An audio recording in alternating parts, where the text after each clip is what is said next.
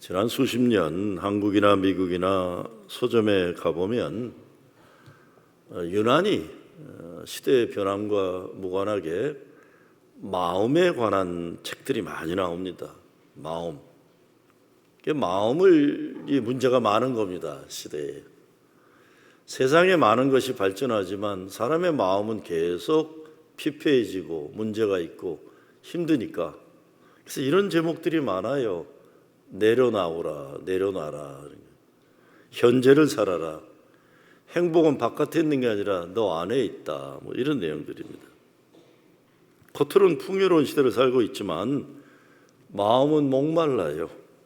돈을 벌어도 목마르고 세상에 이런저런 명예를 가져도 목마르고 신앙생활 오래 해도 영적인 갈증을 가지고 사는 것입니다. 이스라엘의 큰 명절 초막절 마지막 날이 되면 휘황찬란한 옷을 입은 제사장들이 다 성전에 모여가지고들 실로암 연못에 있는 물을 황금으로 만든 물통에 가득 담아다가 성전 제단 앞에 놓고 백성의 만사 형통을 비는 기도와 찬양을 드린 다음에 다 그 제사장들이 이 물을 제단에 붓습니다. 성전의 제단에 보면 이것이 흘러내려와서 그 백성들의 삶 속에 하나님의 축복이 내린다는 대축제입니다. 근데 이 축복을 기다리는 이 클라이맥스의 최고의 명절의 날 예수님이 소리를 지르시는 거예요. 누구든지 목마르거든 내게로 와서 마셔라. 나를 믿는 자는 성전의 이름과 같이 그 배에서 생수의 강이 흘러나리라. 사람들은 지금 제사장들이 붓는 그 물 그거에 막 클라이맥스를 기다리고 있는데 저거 아니다. 내게로 와라 그러시는 거예요. 그런데 예수님이 성경의 이름과 같이 이렇게 말씀하셨어요. 그게 무슨 얘기입니까? 에스겔의 환상을 얘기하는 겁니다. 이스라엘 백성이 바벨론 포로로 70여 년 끌려가서 미래가 안 보이는 절망의 역사를 살아갈 때 하나님이 에스겔에게 환상을 여러 개 보이셨어요. 환상은 뭐냐 하면 현실에서 꿈꾸기 어려운 거를 하나님이 보여주시는 거예요. 그게 뭡니까? 성전에서 물이 흘러내려오는데 흘러내려서 이 물이 생명이 없는 사회를 덮으니까 죽어가던 것들이 살아나고 열매 맺지 못한 것은 열매가 맺기 시작하고 그 물로 자라난 나무 잎사귀를 가지고 상처에 대면 병이 고침받는 역사, 환상을 보여주는 겁니다. 그런데 이것을 예수님은 그리스도 메시아 시대가 도래하면 죽었던 땅에 생명이 끊어진 땅에 하나님이 새로 시작하는 회복의 역사가 있다는 걸 선포하고 있는 겁니다. 죽음과 저주가 가득한 땅, 메마른 땅. 그렇지만 이스라엘 백성들의 역사를 되돌아보면서 그 가운데 하나님이 살려주셨던 회복시켜 주셨던 민족의 소망을 기억시켜 주는 겁니다. 그런데 이 에스겔 선지자의 환상이 누구를 통해? 예수님 본인을 통해 이루어진다. 누구든지 목마르거든 내게로 와서 마시라. 아마 그날 수만 명이 모였을 테니까 예수님이 아무리 큰 소리로 했어도 마이크도 없었을 테고 어쩌면 사람들이 못 들었을지 몰라요. 이게 막 들었으면 난리 났겠죠. 누구야 저거? 아마 제자들은 들은 거예요. 그런데 우리 선생님 어떻게 저 얘기를 하실까 여기서? 예수 믿는 것은 내가 주님께 와서 생명수를 마시고 예수님 때문에 내 배에서 끊이지 않는 생수가 흘러가는 삶을 사는 겁니다. 믿음의 논리는 아주 단순합니다. 배고픈 자에게 먹을 걸 주세요. 목마른 자에게 생명수를 주세요. 아픈 자를 고쳐주세요. 그리고 죽어가는 자를 살리시는데, 그러니까 가난한 심령에 대해서 우리들 간절히 소원해야 되는 겁니다. 주님, 성전의 문에서 흐르는 물을 내게도 내 가정에도 넘치도록 부어 주시옵소서. 나도 살게 해 주시옵소서. 우리 심령 가장 깊은 곳으로부터 생수가 흘러져 나오지 않으면 신앙생활 기쁨과 감격이 없습니다.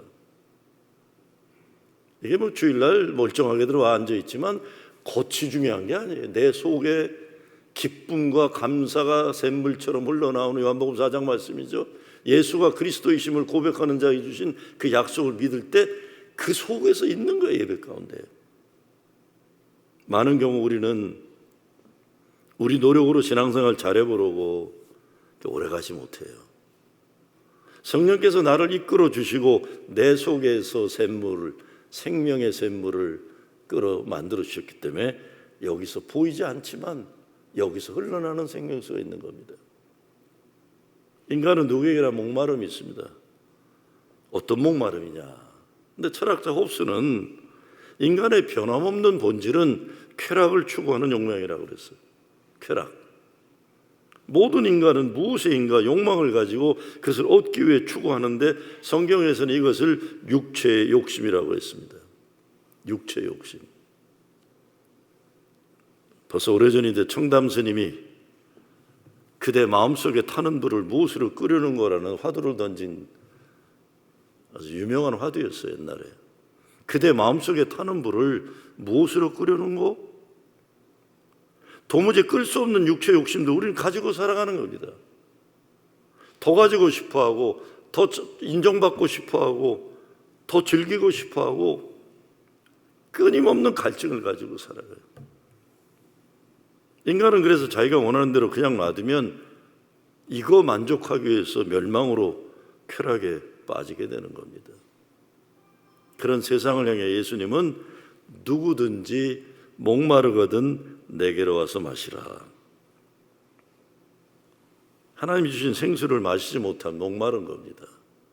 그렇기 때문에 성령의 생명수가 우리 심령 깊은 곳에 이미 있다는 것을 알아야 해요.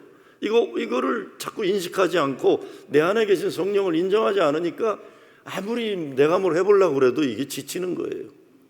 지치는 겁니다. 여러분도 그러시겠지만 저도 인생 살면서 하나님이 내게 영적인 갈망을 주실 때가 있어요. 제가 40여 년 전에 진짜 열심히 목회했습니다. 나는 내가 세상을 정의롭게 바꿀 수 있다고 정말 확신했고 나와 내 동지들과 함께 역사 변혁을 위해 쓰임받으면 하나님이 나를 하늘의 미랄처럼 새로운 발전하는 역사를 쓰일 거라고 생각하고 정의와 평화를 위해 열심히, 그게 내 목회 관심이었어요. 근데 아무에게 말은 안 했지만 뭔지 모르게 내 자신은 채워지지 않는 영적인 갈증이 있었어요. 이게 다가 아닐 텐데. 근데 어느 날인데 여름에 7월달 시카고 어느 순복음교회에서 나성은혜교회, 지금은 돌아가셨죠, 김광신 목사님 부흥회를 한다는 신문 광고를 봤어요.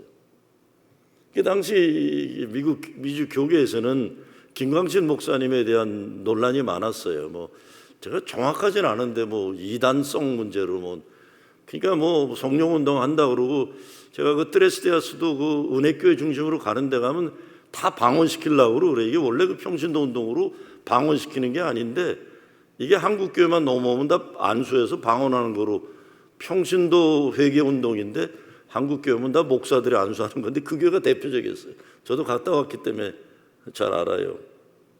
근데 그 전인데 구설수가 많았던 분이에요.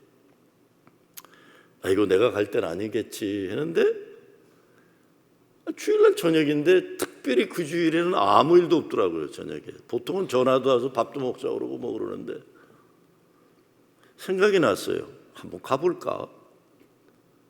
근데 내가 갈 때는 아니거든요. 나는 그때만 해도 젊었지만도 시카고에선 제가 잘 알려져 있던 보통 사람들이 안 하는 민주화 운동한다, 통일 운동한다 난리치니까 맨날 신문에서 얻어맞고 선배들한테 야단 맞고 하니까 아주 그냥 제가 고등학교 때부터 살았기 때문에 그 토백이니까 제가 누군지는 사람들이 많이 아니까 거기 간다는 게 그냥 아닌 것 같더라고요. 그래서 근데 갔어요. 왜 갔는지도 몰라. 지금 갔어요.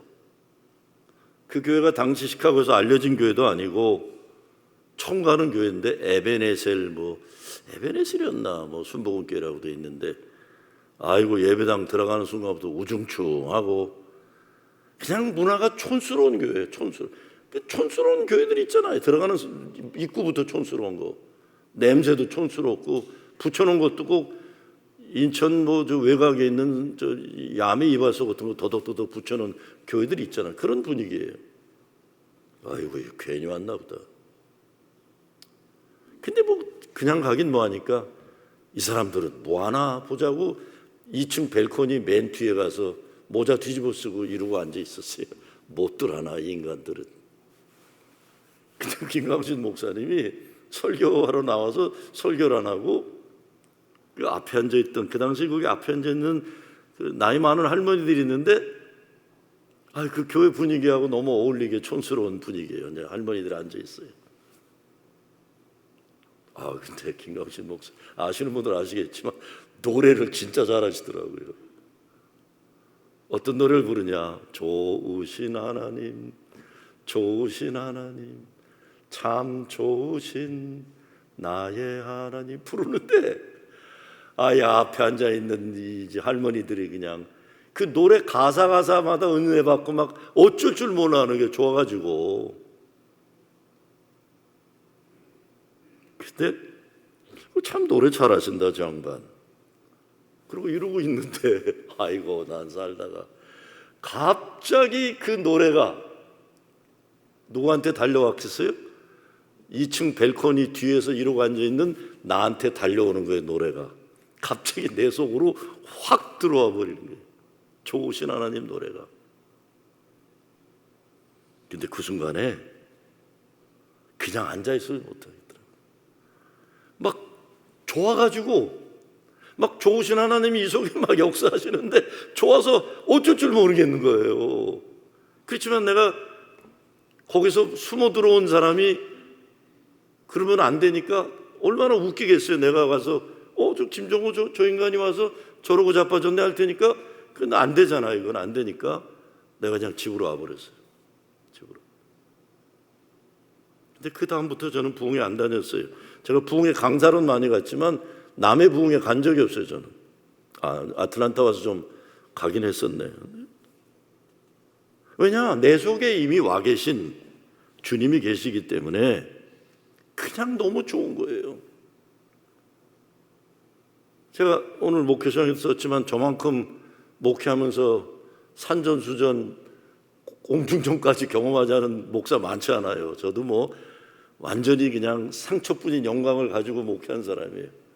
그런데 제가 이 목회를 하면서 버티는 거는 이 안에 계신 그 좋으신 하나님. 남들은 안 보이죠.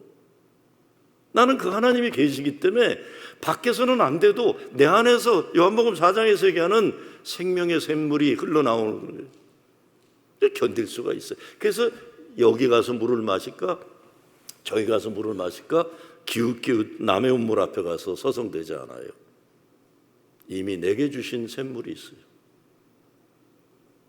참 이상해요. 이미 내 속에 계시는데 우린 그분을 인정해 드리고 감사하고 감격해서 그분이 내 속에서 끊임없이 주시는 생명수를 마시지 못하고 계속 갈증 난다고 여기저기 헤매요. 내가 할 일은 딴 게 아닙니다. 감사하고 감격하고 그 생수가 넘쳐 흘러 내 이웃들이 그 생명수를 마시고 생명을 회복하는 거예요. 어마어마한 거예요 이거.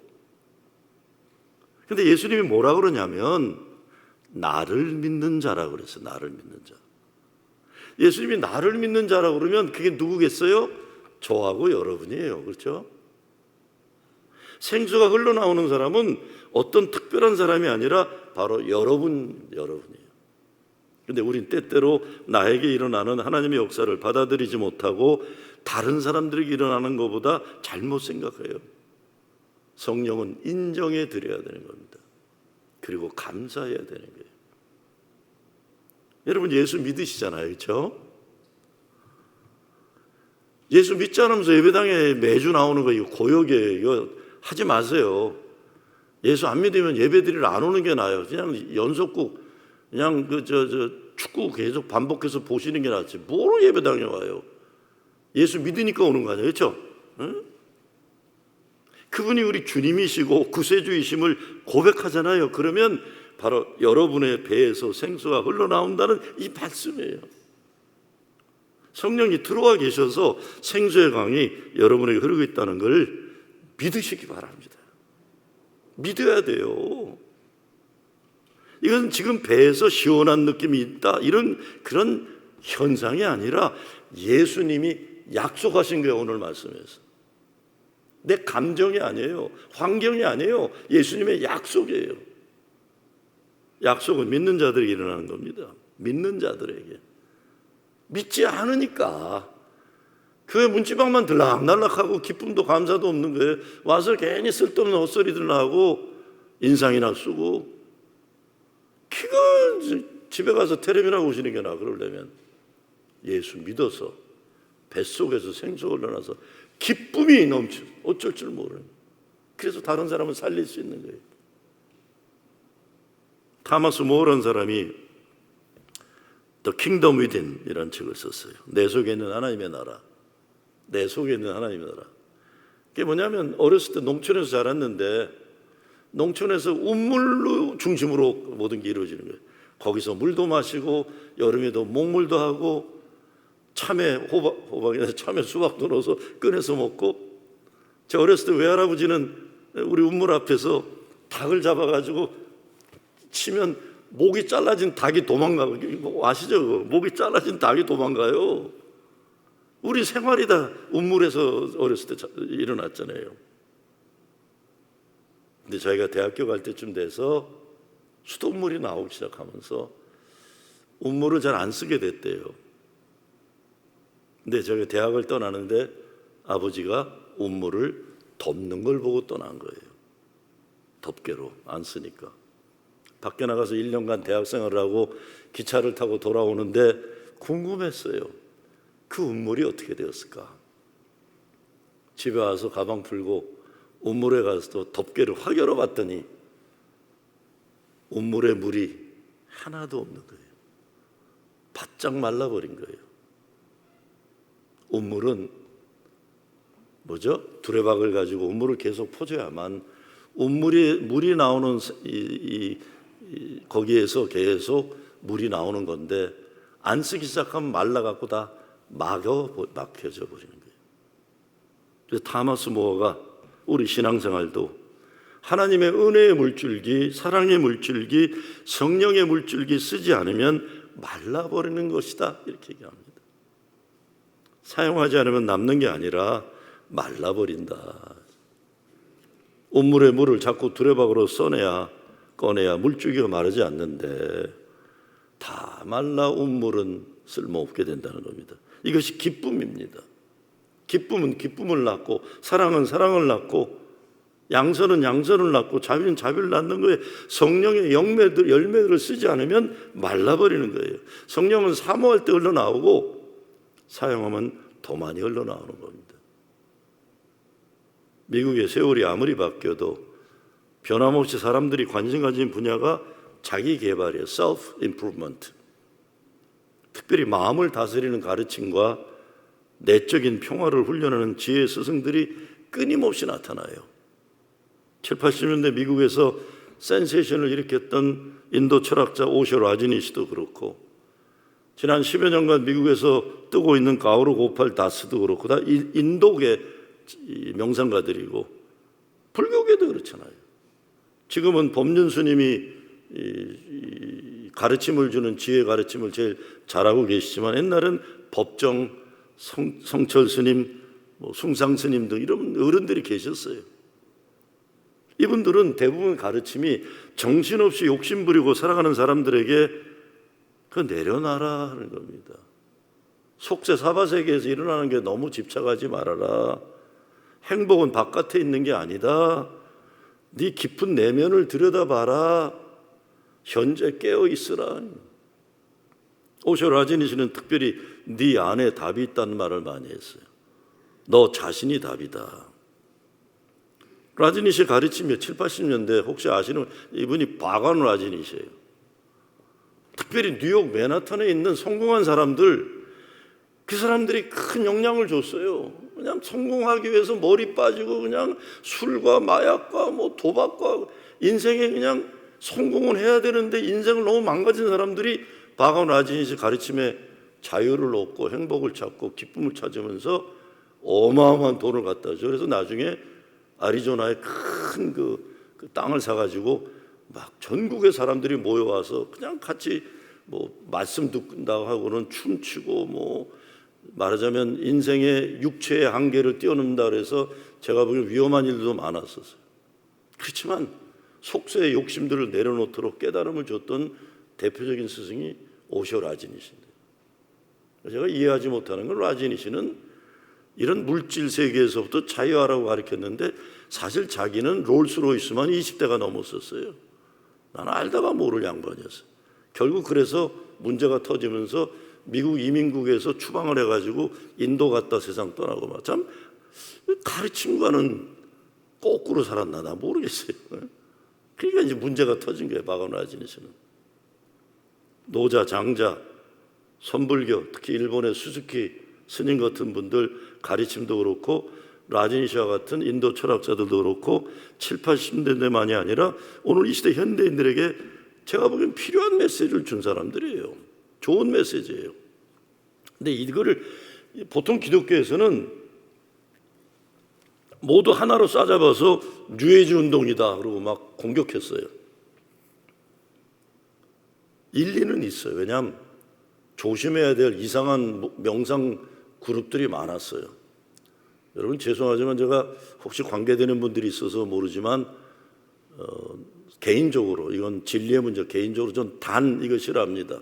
마음 선언 이런 거 싫어요. 왜냐하면 그것 때문에 마음을 비우라고 가르쳐 놓고는 마음을 비우게 한다면은 사람을 잡아먹는 인간들이 많았어요 거기서. 그러니까 이게 사람이 그냥 비워지면 예수님도 얘기하셨죠. 7 귀신이 확 들어버려요. 그래서 비우기만 해놓고 그거를 다른 인간이 차지해버려서 사실 누구라 그러면 여러분 다 알만한 한국 정치계 유명한 제 선배 한 분도 부인이 그 단 가리키는 그놈하고 이제 바람 나갖고 나가버렸어요.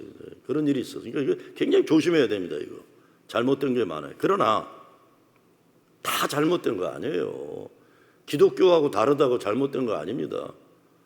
좋은 불교의 가르침은 얼마나 많고, 특별히 오쇼 라지니시는 기독교 정경으로 인정하지 않지만 예수님의 말씀 가운데 지혜를 모아놓은 도마복음을 그분은 중요하게 여겼어요. 도마복음, The Gospel of Thomas. 이게 기독교 정경에는 안 들어왔지만 예수님 제자 도마가 쓴 지혜서예요. 아주 좋은 가르침이 많아요.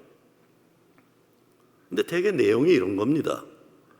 사람들은 더 좋은 집, 더 좋은 직장, 더 많은 돈을 벌려고 애쓰지만 정작 자기 자신의 마음은 돌보지 않는다. 뭐 이런 가르침이에요.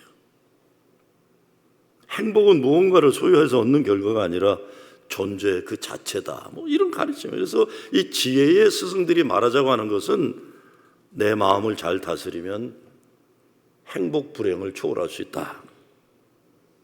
맞습니다. 제가 보기에 맞아요. 이게 보이지도 않는 놈은 마음 때문에 얼마나 우리가 고생들을 해요. 네? 이 보이지 않고 손으로 잡을 수 없는 마음 때문에 하루 종일 고생하잖아요. 우리 마음고생들. 이거 내려놓으면 자유할 수 있다고 가르치는 거예요. 제가 보기엔 참 중요한 가르침입니다. 그런데 이런 질문을 던져봐야 됩니다. 우리가. 그런데요, 그분들이 가르치는 것처럼 내 마음을 움직이는 건 내 자신이라면 내 자신 때문에 왜 나는 이렇게 고통받고 있을까 할 거예요. 왜 열등감도 탐욕도 분노도 불안도 왜 계속 내 안에서 나올까? 이거 내가 잡으면 되잖아요. 이놈의 거. 그런데 여러분 내 마음이 잡아집니까? 잡아줘요? 졸지 말고 들어보세요. 잡아집니까 마음이? 권사님 잡아줘요? 내가 기쁘고 싶다고 기뻐집니까? 나는 내가 목사 된 지 46년이 돼. 오랫동안 이 짓 했는데 목사 한 수 받고 한 달간은 뭐가 되는 것 같더라고 내가요. 지난 40년간 계속 싸우는 거예요. 내가 스스로. 하나님, 이따구로 목사짓 해갖고 되겠습니까? 이게 뭐 40년 세월이 흘러도 이 모양 욕골인데 이거 어떡합니까? 이게 내가 내 마음을 못 잡아요. 근데 예수님은 전혀 다른 질문을 우리에게 던지고 계세요. 예수님은 우리에게 너 자신을 깊이 파고 들어가라, 거기서 너를 발견하라 이러지 않으세요. 예수님 뭐라고 하십니까? 내게로 와라 그러세요. 오늘 37절 말씀의 핵심은 목마르거든 내게로 와서 마시라는데, 예수님은 인간의 문제를 자기 발견의 부족이 아니라 생명의 근원과 끊어진 단절을 얘기하는 겁니다. 그러니까 예수님은 나한테 말, 야 이놈아, 네가 아무리 몸부림쳐도 너 네 마음 네가 못 잡는다. 그 집 그만해라. 물론 제가 볼 때 큰 스님들 가운데 동안고 들어가서 화두 하나 놓고 뭐 해탈하는 분들 계시죠. 그나마 뭐 100만에 하나는 될까. 근데 저같이 평범한 사람들은요 안 돼요. 그럼 어떻게 돼요? 예수님이 그만해라, 그만큼 노력했으면 안 되는 거다 이 자식아. 네가 네 자식들도 못하고 네가 네 마음도 못 건드리고 니네 교인도 하나도 안 변하는데 뭘 그렇게 애쓰냐. 그리고 뭐라 그러세요? 그만해라, 내게로 와라 그러지. 내게로 와라. 이거에 저 먼저 중요한 거예요. 예수님은 네 마음을 훈련하라 말씀하지 않으세요. 내게로 와서 마셔라. 지혜의 스승들의 가르침은 더 좋은 사람, 더 평화로운 사람, 더 깨우친 사람, 임프루먼트예요. 근데 예수님은 임프루먼트가 아니에요. 복음은 하늘의 것들로 오버플로잉, 충만함입니다. 충만함. 내가 감당하지 못하는 하나님이 주시는 데겠어요. 하늘로부터 내려오는. 인생의 지혜자들은 말합니다. 인생이 공허한 이유는 마음을 제대로 관리하지 못해서 그렇다. 욕망을 줄이면 행복해진다.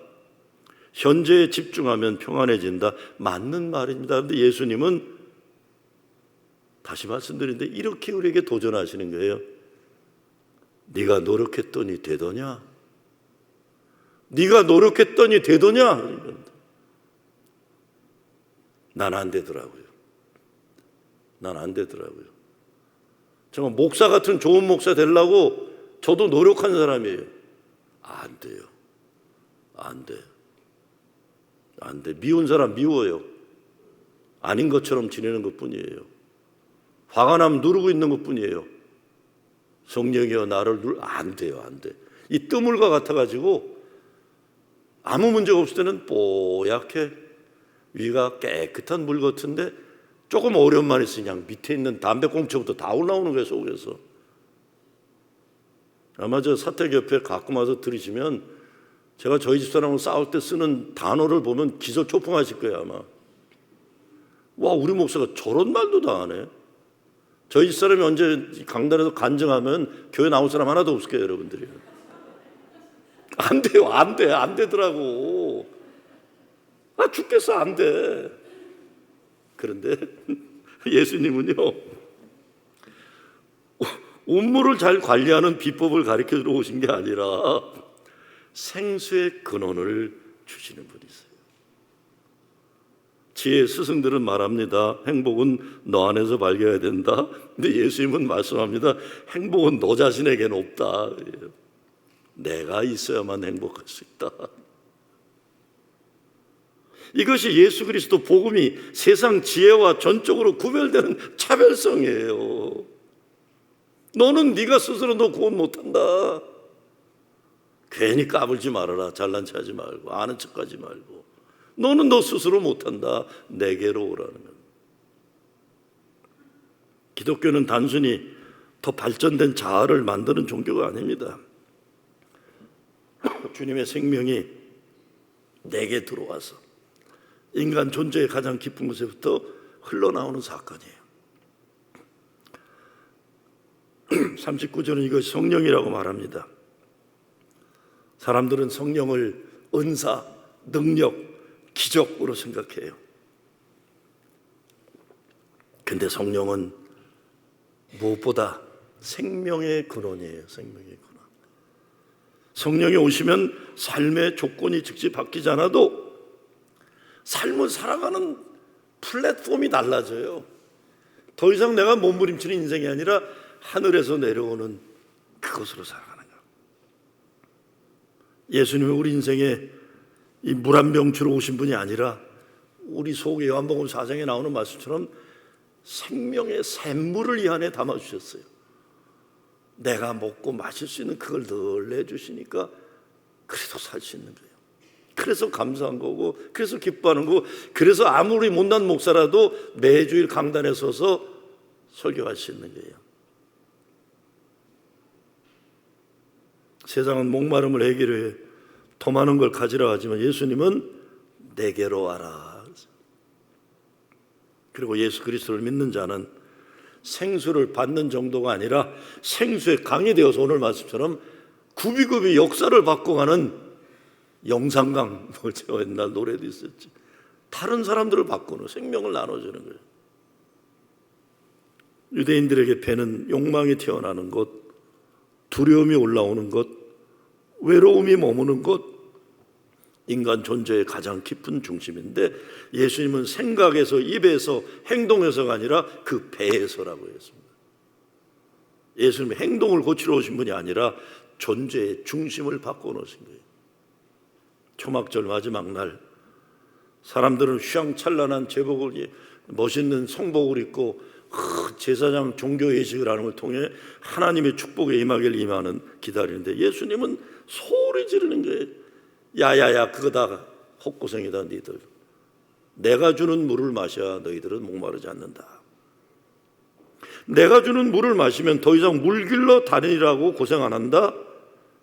오히려 생명수를 나누는 생수의 강이 될 것이다. 그래서 배에서 강이 흐르기 전에 먼저 인정해야 하는 것은 내 배가 비어 있다는 겸허한 심령이, 가난한 심령이. 그렇게 되면 이제는 내가 사는 것이 아니요 그리스도께서 내 안에 사시는 것이라. 그리스도의 생명이 내 안에서 흘러나오는 겁니다. 제가 계속 설교에서 말씀드리지만 종교적 열심으로 구원받으려고 하지 마세요. 교회 와서 내가 뭐 잘해가지고 인정받으려고 하지 마세요.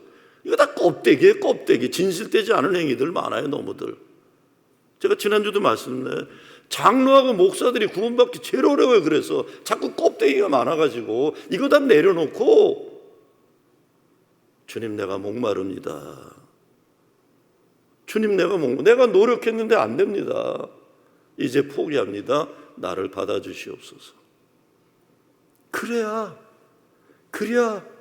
구원의 반열에서 내 속에서 샘물의 생명수가 넘치는 거예요.